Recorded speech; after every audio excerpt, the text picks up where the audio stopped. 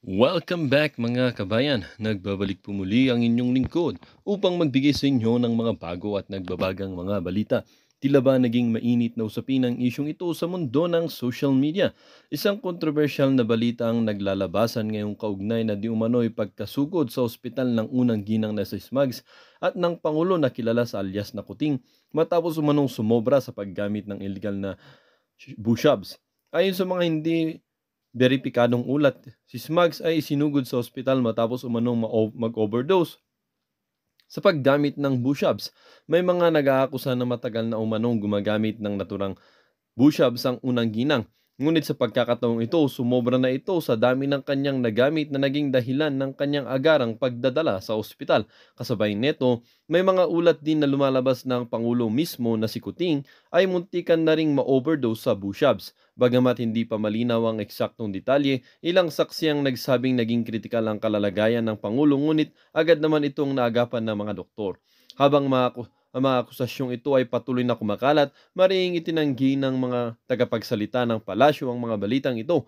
Ayon sa kanila, walang katotohanan ang mga paratang na ito at malinaw na ito ay isang uri ng black propaganda na naglalayong sirain ang imahe ng Pangulo at ng kanyang pamilya. Ang mga ganitong issue ay nagdadala ng malalim na diskusyon sa publiko, lalo na't ang Pangulo ay kilalang matindi ang kampanya laban sa illegal na bushabs. Marami ang nagtatanong kung totoo man ang mga akusasyong ito, ano ang magiging epekto nito sa kanyang administrasyon at sa kampanya laban sa bushabs. Habang hinihintay ang opisyal na pahayag ng pamahalaan, nagpapaalala naman ng ilang mga eksperto at mamamahayag na mahalagang manatiling mapanuri ang publiko at huwag basta-basta maniwala sa mga hindi kumpirmadong ulat. Mahalagang alamin muna ang katotohanan bago magbigay ng anumang reaksyon. Well, para nga sa buong impormasyon ay panoorin na lamang ang buong video at kung bago ka pa lamang sa ating channel ay huwag kakalimutang mag-subscribe. Pindutin ang notification bell at piliin ang all upang laging maging updated sa mga bago at nagbabagang mga balita. At sa mga solid viewers naman natin dyan ay maraming salamat naman po sa patuloy na pagtangkilik sa ating channel. Tuloy-tuloy lang po ang laban para sa katotohanan at para na rin sa kinabukasan ng ating pinakamamahal na bansang Pilipinas. At kuya, sana pareho na lang silang na-ospital, no? Pero ang tingin ng iba, hindi si Kuting ang nagkaroon ng medical emergency. Kasi di ba nag-post nga si Kuya Jay Sonza na nagkaroon ng medical emergency dyan sa San Miguel, Manila. Yan yung post, di ba?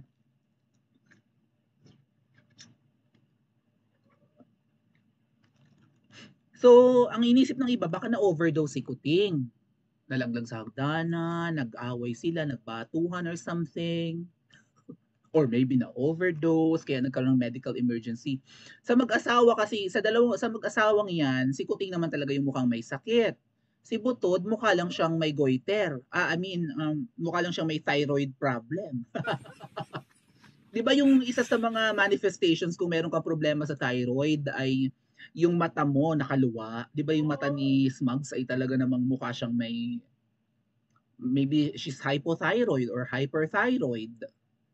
May ganun siyang mayroon siyang hyperthyroidism or something. Pero, well, bata pa siya, ganyan ang mata niya, eh. So, pero sa mag-asawa, si Kuting itong mukhang may sakit, namamaga na talaga, eh. Di mo maintindihan, namamaga or tuyot, eh. 'Di ba? I mean, hold on a second. I'm gonna go ahead and screenshot this and share it with you, peeps. Bear with me. At na-share ko na to, na-vlog na natin to nung mga nakarang araw. Na mukha na talagang, siguro pag-usapan natin mamaya kung kaya pa. No? Sabi nga dito ni Attorney Glenchong, mukhang hindi na kailangan ng formalin. Si Kuting daw, hindi na kailangan ng formalin, mukha ng bangkay.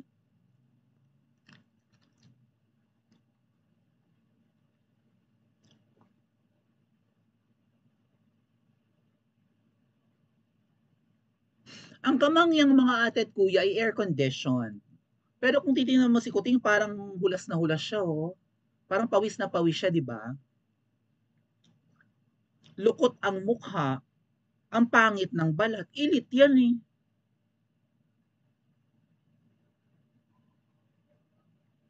Kung ikaw mayaman, alagaan mo naman ang sarili mo. Sayang ang pera mo kung di mo kaya magpa-derma or, di ba? Magpa-facial or what? Parang ang lagkit mo, Kuting. Parang ang dugyot mo. Kung ako mayaman, di ako dugyot. Right? May taga-kuskus ng kilikili ko, may taga-kuskus ng singit ko. Why not? Oh, so di umano, hindi naman si Kuting ang nagkaroon ng emergency. Baka si Maram. Bakit naman tinuhod sa ilong si Onanay? Eh, itong si Onanay ay anto yung pandak to sa GMA, di ba? Ay, sino ba yung pandak dyan sa palasyo na pinaparinggan ni Miss Pebbles? Mukha namang penguin talaga yung si Onanay. Eh. Ray McQuill, thank you. Oh, bakit naman tinuhod sa ilong? Ay, yun, baka yun ang medical emergency. Baka hindi si Kuting ang naghihingalo na or na ospital, kundi si Ma'am Shi. Nako, pwede siyang gawing reindeer sa Pasko. Ha? Miss Pebbles, pakichika naman kung anong narinig mo. 'Di ba? Nag-post kasi si Miss Pebbles eh.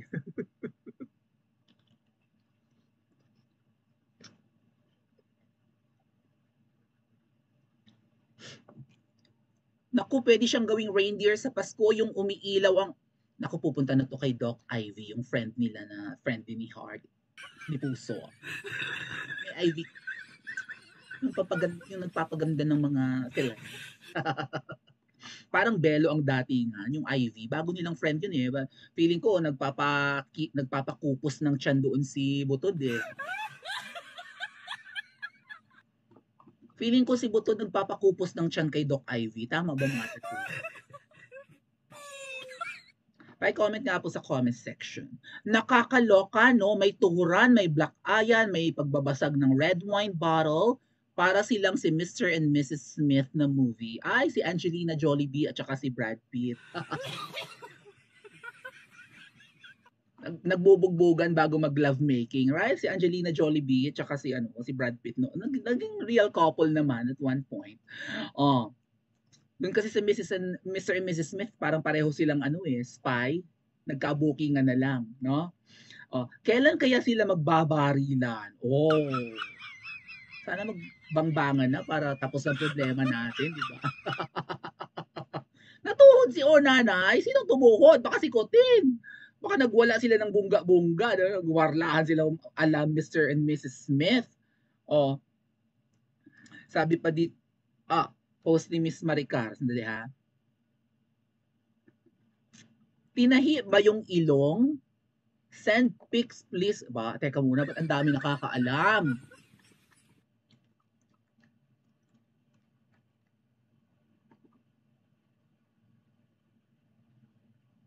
Baka kayo may group chat, pakisama naman ako. Bakit sila lang ang nakakaalam ng mga nangyayari? Sir Jason Sa, Miss Pebbles, tinahi ba yung ilong? Bakit? Ano nang, Diyos ko po, Ginoo ko. Gaba, dili magsaba, sabi di ba? So nagbubugbugan ba tong mga to? Tingnan ko yung mga comment section dito mga tatkuya. Dapat sila na lang yung magpatayan. Total, mga wala naman silang kwentang tao. Wag na silang mandamay ng mga tao sa KOJC. Lakas ng trip, high na high. Yung kausap ko nga pong taxi driver, yung sabi niya, once na nakapagpulburon ka raw, parang ang tingin mo sa sarili mo, you're the greatest person on earth. Na you're a Superman, something, no? Parang lumilipad ka raw sa alapaap pag nagpulburon ka. Confident, ang bongga daw ng confidence mo, feeling mo ang gwapo mo, ang ganda mo, feeling mo kaya mong, yun daw yung trip ng pulburon. Eh yung trip naman ng Tiabo iba di ba? Yung naaaning ang mga yung trip yata ng mga nagtatiabo like taglibog, sipag na sipag maglinis, sipag na sipag magdaldal, kung ano, may mga iba't kanya-kanyang trip, pero daw ang pulburon kasi, ganun daw, feeling mo Superman ka Superwoman. Feeling mo kaya mong lumipad. Feeling mo ang gwapo mo or ang ganda mo, feeling mo sikat ka, feeling mo ang galing-galing mo, kaya minsan si Kuting, di ba, kung dumaldal, akala mo totoo ang sinasabi Ganun siya Pag nagsispeech, no? Confident na confident. Pag wala na siyang idiot board or teleprompter, nagdubidap-dap na siya. No, it up. Sabi niya. No, Diyos ko, si Kuting, di maintindihan Baka palabas lang nila yan at di pag-usapan ang baha. Pwede rin. Baka pautot lang na may emergency. Kasi hindi nila kayang, wala silang pwedeng paano takot tumarap si Kuting sa problema eh. Di ba yung nangyari na ano, yung nangyari sa Marawi, yung nasabugan ang misa ng Katoliko sa loob ng MSU, sa Mindanao State University sa Marawi. Eme-eme na si Kuting ay nagka-COVID. Yung pala umattend ng wedding sa Hacienda de Acosar sa Bataan. Tapos wala siyang statement ng pakikiramay, may namatay dun. Wala talagang empathy tong mga to. Eh ngayon grabe ang baha, siguro na ano rin sila na terrify, ano, they got frightened something. They got terrified na, teka, ang lala ng baha, lilintikan na naman tayo. Pulburon nga muna tayo, tapos tulog tayo ng mga 3 days. Tapos nagrarambulan sila mag-asawa kung ano man ang trip nila, o natuhod raw yung isa. O totoo ba, labas nga, Ma'am Shi, nung nakaraan na di umano, meron kang ano may flu cold ka. May flu-like symptoms daw, di ba? Tapos sa flu cold pala, si Ma'am Shi, tagal lumabas, ay may tahi daw sa ulo or something. O, sige nga, silipin ko kaya ang social media ni Ma'am Shi. No? I-type natin. Siyempre, hindi ko na mapapakita sa inyo. Ako na lang magta-type, no?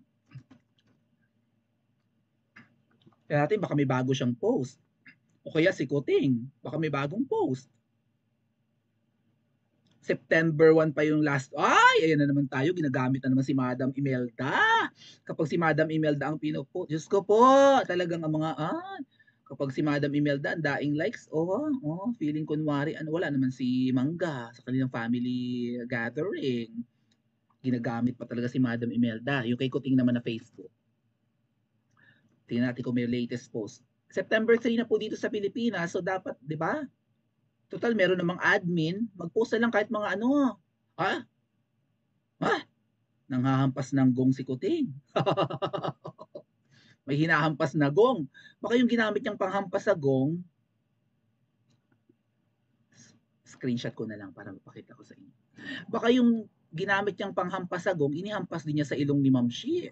Pero sabi ni Ms. Pebbles, tuhod raw eh. Teka lang. Screenshot ko na lang, pakita ko sa inyo. May hinang pa si Kuting na gong eh. May mga celebration ng,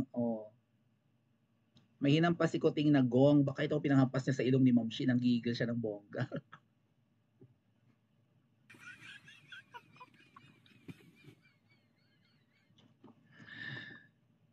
Alam niyo mga ate at kuya, itong kung totoo yung allegation na nagpupulburon tong magjowa based from the statements of Cathy Binag and Agent Morales at kung sino-sino pa, even Senator Nikki Cosseteng, kung totoo nagpupulburon tong mga to, at ang focus lang nila ay party, concerts, fashion show, pagsasaya, celebration, di ba? Kanta-kanta, inuman, magti-take advantage talaga ang pinsan nilang hindi naman bangag. Mukha namang hindi bangag si Tambaluslos eh. Mukhang hindi naman nagbibisyo.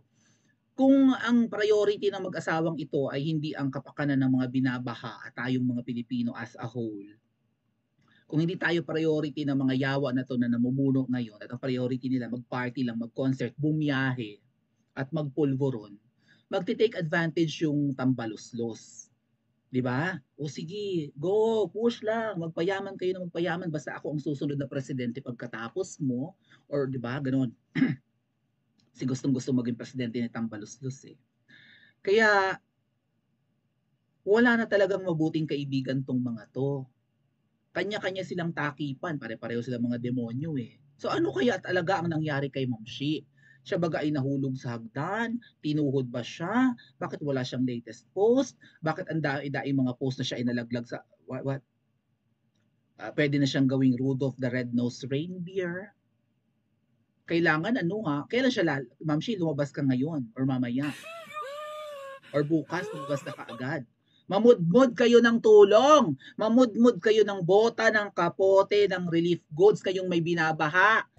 Wala kayong pakialam. Magpakita kayo kung hindi totoong ang ilong mo ay natuhod na or what. Or si Kuting nagkaroon ng medical. Sino sa inyong dalawa ang ospital? Kung tinahi baga ang ilong or what. Lumabas kayo, magpakita kayo sa taong bayan. Dahil ang dai-dai nagsasabi na may medical emergency dyan ngayon sa Kamangyang. At sana matuluyan kayo. Deserve yung ipanalangin ng Pilipinas.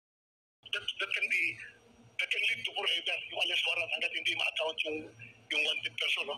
But then again, since they are there to serve at negative yung service of warrant nila kahit na ito'y alias warrant of arrest, kung sinasabi doon sa original warrant na they have to make a report to the court, issuing court within 10 days, dapat kahit na alias warrant yan, by violation of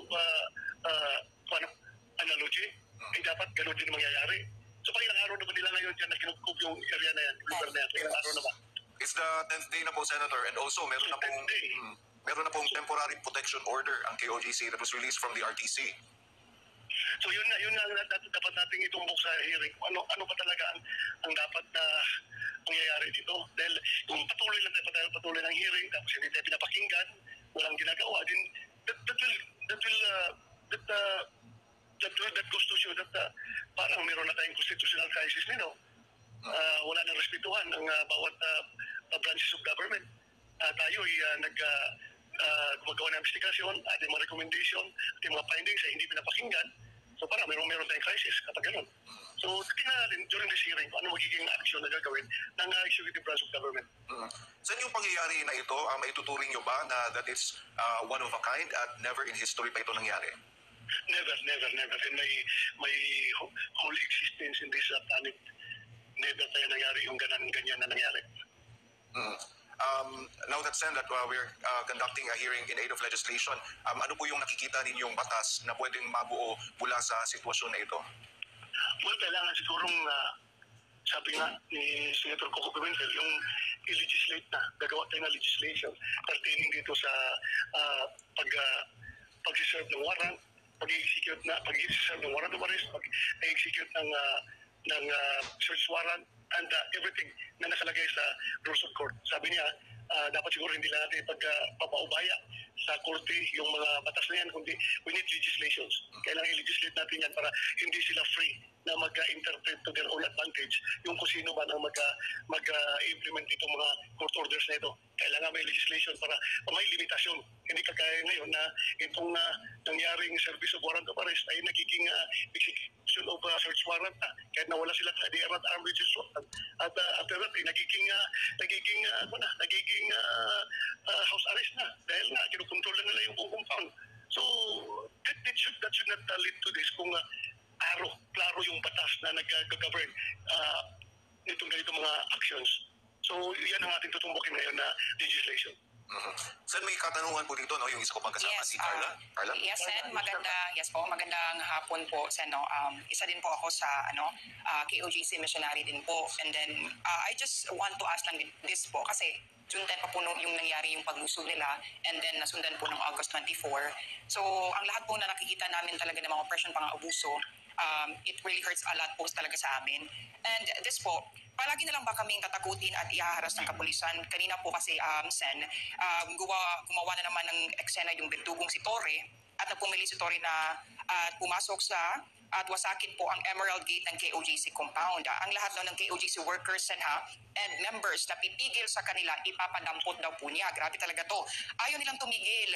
Habang gumagawa ng eksena si Torre kanina, nagtakbuhan ng ilang mga pulisan, dala ang malalaking box o kahon na may mga lamang kontrabando papasok sa compound.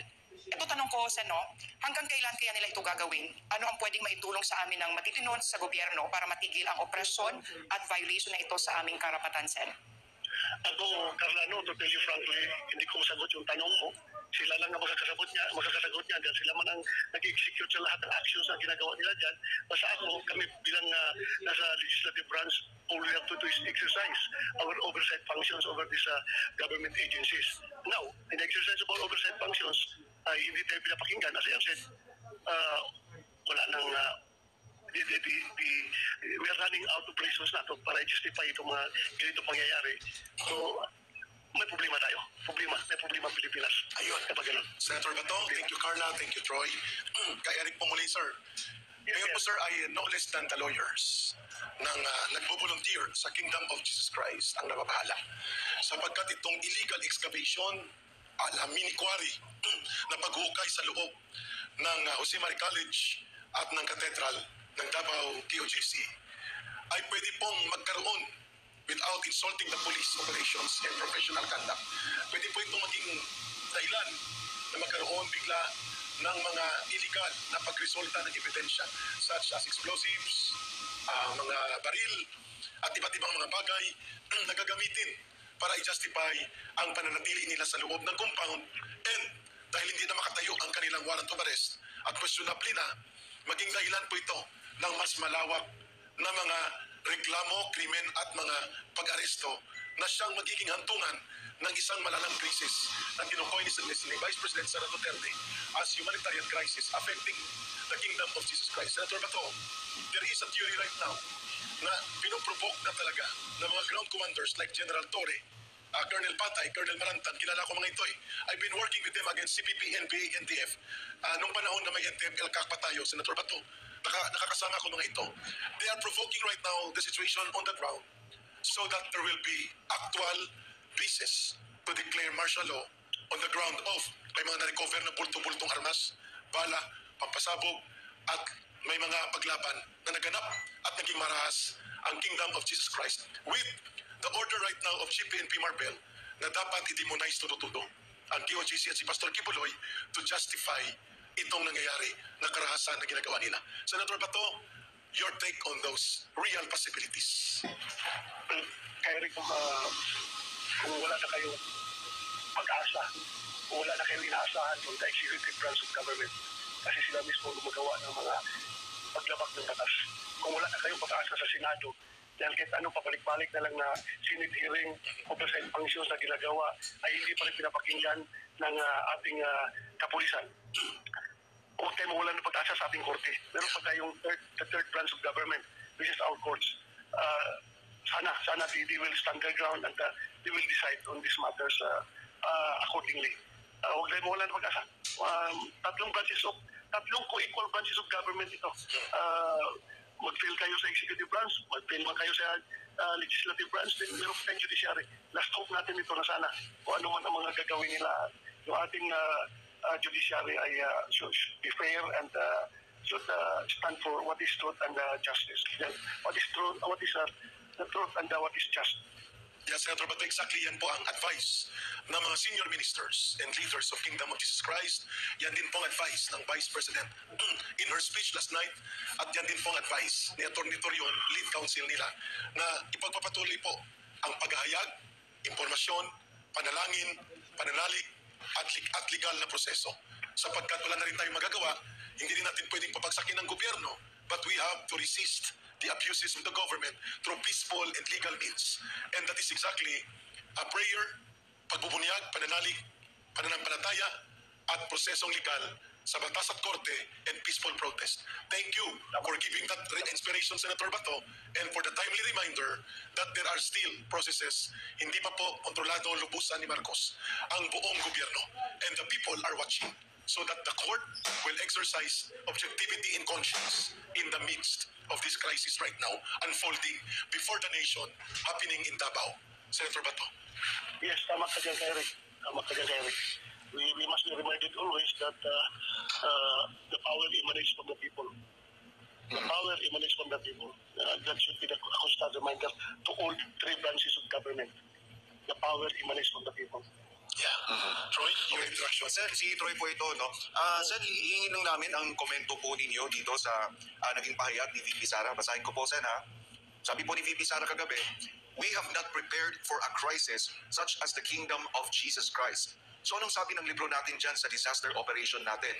Ano ang dapat natin gawin sa crisis at disaster na ito? Lahat sila walang masagot. Kahit ako, matagal akong nag-isip kung ano ba ang respond namin. Because this is a crisis. This is a disaster at ano ba dapat ang tugon ng Office of the Vice President at isa lang ang naisip ko. Sabi ko as Vice President and as Agabawenyo, I will be there to comfort them. I have a moral obligation to assist them. If they feel that they are persecuted, kahit kukunti lang sila, trabaho ko yan bilang pangalawang Pangulo. Your thoughts on this, Senator? That's very correct. That's very valid and that's very emphatic message na binigyan ng ating pangalawang Pangulo. Para bang lumalabas that we have each other to comfort.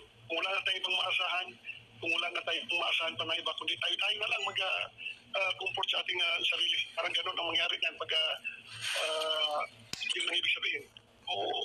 Who can we turn to?